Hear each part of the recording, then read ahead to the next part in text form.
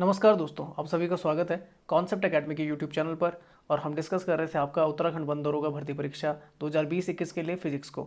तो अब आपका टॉपिक है वर्क एंड पावर। तो देख लेते हैं इससे रिलेटेड आपके 10 क्वेश्चंस। तो पहला क्वेश्चन जो लिखा हुआ है, लिखा practically the work output of a machine is the work input due to the effect of the friction. तो बोल रहा है वर्क आउटपुट जो होता है वो वर्क इनपुट के मुकाबले कैसा होता है, ज़्यादा होता है हमेशा, कि आपका अपोजिट होता है, कि हमेशा लेस होता है, या जीरो होता है। तो हमेशा याद है कि अगर आप इनपुट किसी चीज़ में अगर आप 100% देते हैं मशीन के केस में, तो आपका आउटपुट कभी भी 100% नहीं निकल के आएगा। वो हमेशा आपका क्या होगा, 100% से क्या होगा, लेस होगा, लेस होगा ही होगा। क्योंकि बीच में जो मशीन होती है उसमें क्या होता है, आपका फ्रैक्शन फोर्स तो काम करेगा ही करेगा, जो उसकी एफिशिएंसी को क्या करेगा, घटाएगा। तो ये एक चीज़ हमेशा याद रखनी है आपने कि जो हमेशा आउटपुट होता है वो हमेशा लेस होता है किससे, वर्क इनपुट से। ठीक है ना, इफेक्ट ऑफ द फ्रैक्शन। तो देख लीजिए क्या लिखा हुआ है, यहाँ पे लिखा हुआ है in practice the work output of the machine is always less than the work input due to the effect of the friction. The work output of the machine is never equal to the work input because some of the work done by the machine is use to overcome the friction created by the use of the machine. This is reason why the efficiency of the machine can never be 100%। कभी भी क्या नहीं हो सकती, efficiency 100% हो ही नहीं सकती, आप कितना भी कोशिश कर लीजिए। ठीक है ना, आप लुब्रिकेंट का यूज़ कर लीजिए, जैसे आपको कोई भी पिस्टन फॉर्म, जैसे आपके पिस्टन्स हैं, आपके इंजन में पिस्टन्स लगे हुए हैं, आप लुब्रिकेंट का इस्तेमाल करते हैं, तो वो भी 100% आपकी जनरेट नहीं कर पाएंगे एनर्जी को, कुछ ना कुछ कम हो जाएगी, 95, 90, 80% इस तरीके से आपकी जनरेट होती है। The efficiency is the work output divided by the work input and expressed as a percentage. और इसको क्या किया जाता है, देखो नीचे हमेशा इनपुट क्या होता है, नीचे हमेशा आपका वर्क इनपुट होगा। अगर आपको देखना है कितनी आपकी एफिशिएंसी, इनपुट नीचे आ जाएगा, आउटपुट ऊपर आ जाएगा, और उससे आप पता लगा सकते हैं, इंटू 100% कर लीजिए तो आपकी निकल सकती है। जैसे मान लीजिए टोटल वर्क कितना था आपका, टोटल वर्क था काम करने के लिए, मान लीजिए 100 जूल था। सबसे आसान है, 100 जूल में से आउटपुट जो निकला वो केवल कितना निकला, 80 जूल का निकला, और 100% से इंटू कर लेंगे तो निकलेगा कितना आपका, 80% ही तो निकलेगा। तो आउटपुट कितना आ गया, 80%। मतलब 20% कहीं ना कहीं आपका क्या हो गया है, वेस्टेज चले गया बाय द बोल सकते हैं फोर्सेज ऑफ द फ्रैक्शन। तो ये बोल सकते हैं। चलो आगे चलते हैं। नेक्स्ट क्वेश्चन लिखा, how much work is done in moving a charge of the 5 coulomb across 2 points having a potential difference of the 16 volt. अब देखो पोटेंशियल डिफरेंस का जो फॉर्मूला होता है, पोटेंशियल डिफरेंस का फॉर्मूला होता है V इक्वल टू होता है आपका डब्लो अपॉन क्यू। तो वोल्टेज जो आपका क्या होता है, पोटेंशियल डिफरेंस होता है, वो होता है वर्क अपॉन चार्ज। अब निकालना क्या है, हाउ मच वर्क। तो वर्क इक्वल टू कितना हो जाएगा, वर्क इक्वल टू हो जाएगा आपका, तो मैं लिख देता हूँ, ये हो जाएगा आपका कितना, potential difference V into Q. V कितना भाई, तो ये 16 है, ये 5 है, इंटू कर ले 16 5 80, 80 जूल आपका काम निकल जाएगा।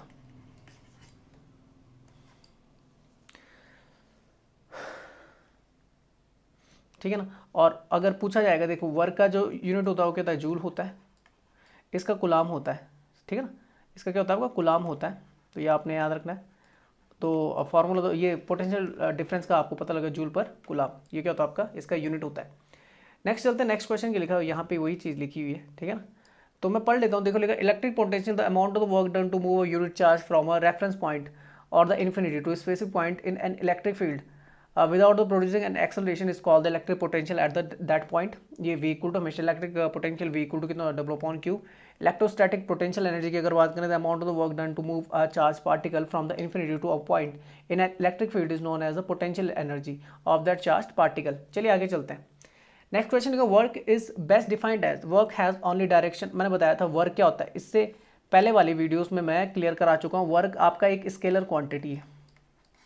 क्यों होता है, क्योंकि वर्क जो होता है एफ इन टू डी होता है, एफ इन टू डी होता है, दोनों क्या होती हैं आपकी, फोर्स भी, और आपका ये डी क्या है, डिस्प्लेसमेंट है। ये क्या आपका डिस्टेंस नहीं है, डिस्प्लेसमेंट है।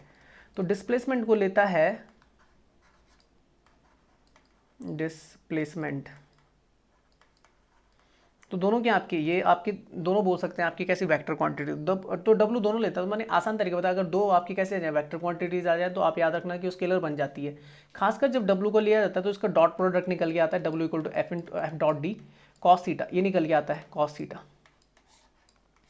और डॉट प्रोडक्ट जो होता है आपका क्या होता है, हमेशा dot product of the two vector quantities, वो हमेशा क्या होता है आपका, स्केलर क्वांटिटी निकालता है। क्या निकालता है, स्केलर निकालता है। इसलिए डब्ल्यू जो होता है वो आपका स्केलर क्वांटिटी है। स्केलर क्वांटिटी की बात करेंगे तो उसके पास मैग्नीट्यूड तो होता है, परिमाण तो होता है, पर उसके पास क्या नहीं होती, डायरेक्शन नहीं होती है। उसके पास डायरेक्शन नहीं होती है, ये आपने याद रखना है। तो आंसर क्या हो जाएगा, work has only magnitude and no direction.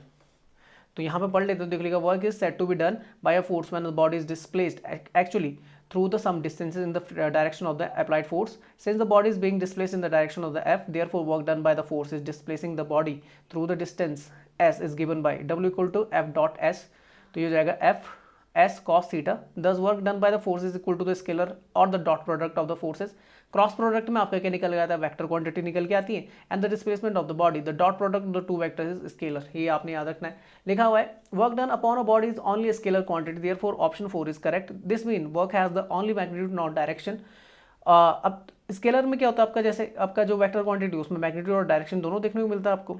अब लिखा है scalar quantity are the measurement that strictly refer to the magnitude of the mediums, there are the absolutely no direction component in scalar quantity, only the magnitude of the medium. For example जैसे length, speed, work, mass, density ये आ जाते हैं आपके। तो ये क्या होते हैं आपके सारे के सारे स्केलर क्वांटिटी है। लेंथ सबको पता है, स्पीड पता है। लेंथ के देखो, लेंथ के बोल सकते हैं, लेंथ जो है एक हिसाब की डिस्टेंस है आपकी, और डिस्टेंस जब डिस्प्लेसमेंट आपकी डिस्प्लेसमेंट होती है फिर वो कैसी हो जाती है, वेक्टर हो जाती है। स्पीड कैसी है, स्केलर है। वेलोसिटी कैसी है आपकी, वो कैसी है आपकी, तो वेलोसिटी की बात करेंगे तो वेक्टर क्वांटिटी। वर्क यहाँ पे स्केलर आता है। फोर्स कैसा आ जाता है आपका, तो फोर्स आ जाता है आपका कैसा, वेक्टर क्वांटिटी। मास कैसा आपका, स्केलर क्वांटिटी है। डेंसिटी आपकी स्केलर क्वांटिटी है। तो ये आपने याद रखना है।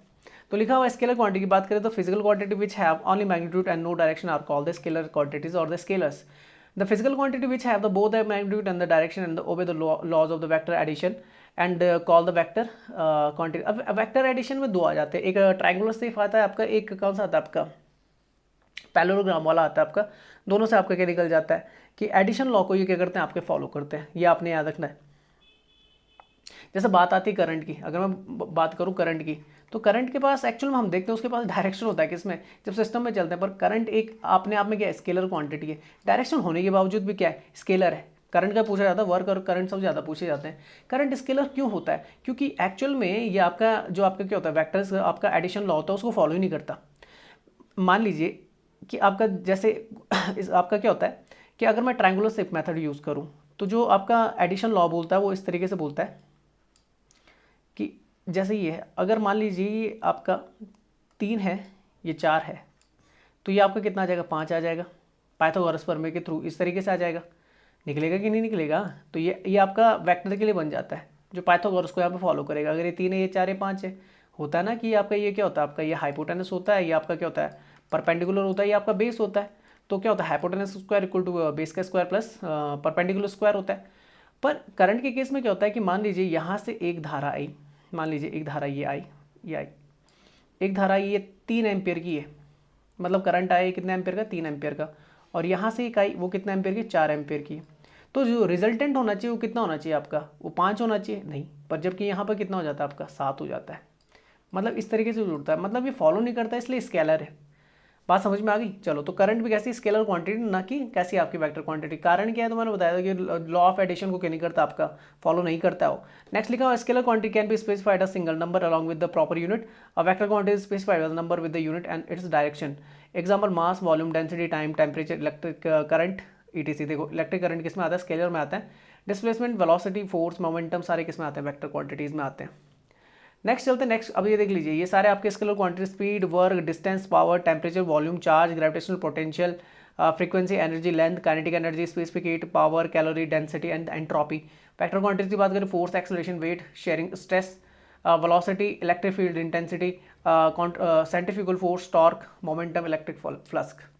अच्छा, work energy theorem is work done by the forces acting on the particle is equal to the change. अच्छा, वर्क एनर्जी थ्योरम जो बोलती है वो रिलेट करती है आपका डेल्टा काइनेटिक एनर्जी से। मतलब कि डिफरेंस पैदा होता है जब आपका, तो जो आपका काइनेटिक एनर्जी फाइनल होगी, final kinetic energy minus initial kinetic energy,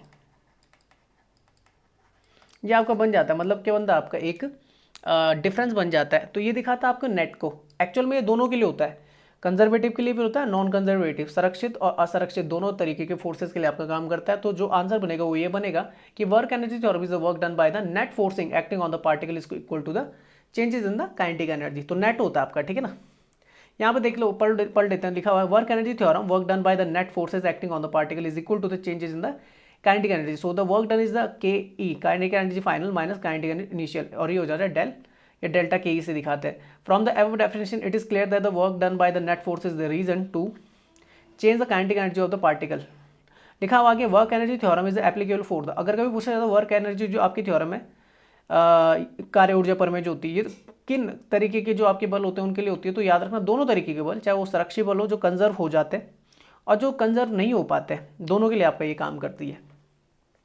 next question चलते हैं, what is the dimension formula of the work. Work equal to कितना होता है, तो मैंने बताया था वर्क इक्वल टू होता है आपका एफ इन टू डी, जहाँ पे एफ के आपका फोर्स है और डी के आपका डिस्प्लेसमेंट है, अभी बताया था, ठीक है।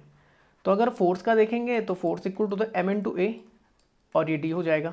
अब इसका जो होता है एफ, सॉरी एफ क्यों लिखा मैंने, यहाँ पे एम लिखना था, तो अगर मैं इसको लिखूँगा एम इन टू ए, तो एम का क्या होता है, ये आपका मास है, तो मास को लिखते हैं एम, ए क्या आपका एक्सेलरेशन है, एक्सेलरेशन को लिखते हैं मीटर पर सेकेंड, क्या लिखते हैं मीटर पर सेकेंड।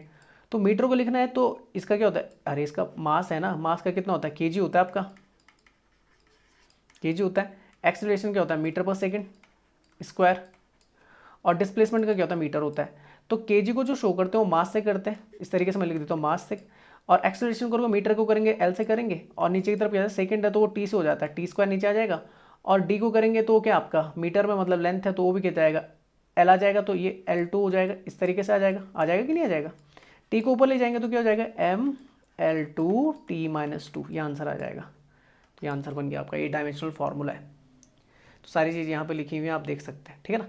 अच्छा आगे चलते हैं, तो देखो मास के लिए जो होता है, मास के लिए आपका क्या आता है एम, टी टाइम के लिए टी आता है, लेंथ के लिए क्या आता है एल आता है, मतलब जो आपकी क्या होती है फोर्स के लिए जैसे एफ है, डिस्प्लेसमेंट एस है, और जो एंगल है वो थीटा, इस तरीके से दिखा सकते हैं, ठीक है ना। अच्छा आगे चलते हैं, आगे क्या लिखा हुआ है, is defined as the rate of the doing work. अच्छा मुझे बताया रेट ऑफ डूइंग वर्क क्या होता है, पी होता है ना, पी पावर इक्वल टू कितना डब्ल्यू अपॉन टी। जब रेट ऑफ द वर्क बोला जाता है तो आपको कुछ नहीं करना, वर्क अपॉन टाइम हो जाता है, मतलब टाइम क्या जाता है पर सेकंड जो आपका होता है वो रेट ऑफ डूइंग, कोई भी चीज़ होती है रेट ऑफ चेंज होता है, रेट ऑफ चेंज जो होता है वो आपका क्या होता है पर सेकंड के हिसाब से देखा जाता है, P equal to W upon T होता है, और the rate of doing work is a power, ये आप याद कर सकते हैं, ठीक है ना। और पावर का जी आपका क्या होता है वॉट, क्या होता है वॉट होती है यूनिट, वर्क की क्या होती है जूल होती है, और इसकी क्या होती है सेकंड होती है। बात समझ में आ गई। अच्छा अगर मैं डायमेंशनल फार्मूला लिखूँ तो अभी तो लिखा था ना, इसका कितना होता है ML2T-2, और अगर टाइम का लिखूँगा तो T हो जाएगा, ऊपर जाएगा तो क्या हो जाएगा ML2T-3 हो जाएगा, तो ऐसे भी लिख सकते हैं। तो आंसर बनेगा पावर। बाकी देख लेते हैं क्या लिखा हुआ है। एनर्जी की अगर बात करें, energy the capacity of the doing work, याद रखना एनर्जी एक हिसाब की आपकी क्या होती है, एनर्जी ही आपका वर्क है, ये हमेशा याद रखना। दोनों का जो होता है यूनिट क्या होता है जूल होता है। अच्छा all the forms of the energy are either kinetic energy और पोटेंशियल एनर्जी, कुछ भी हो सकता है, तो काइनेटिक होगी गतिज ऊर्जा या फिर आपकी स्थिति ऊर्जा होगी।